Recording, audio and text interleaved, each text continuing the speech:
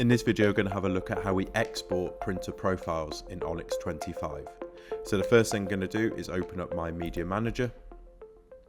Now I can get to that either at the top here in the RIP queue, or I can go to my programs and I can find it down here in Onyx Thrive, and it's just there. So you can open this program up separately to Onyx Thrive.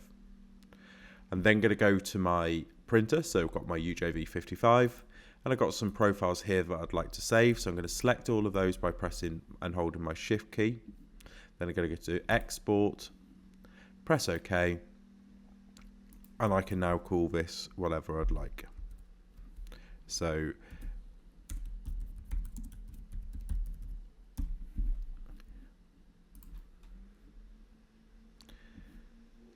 and that's now exported my medias, my profiles, and created me a little backup file there. So that's how we export profiles from Onyx 25.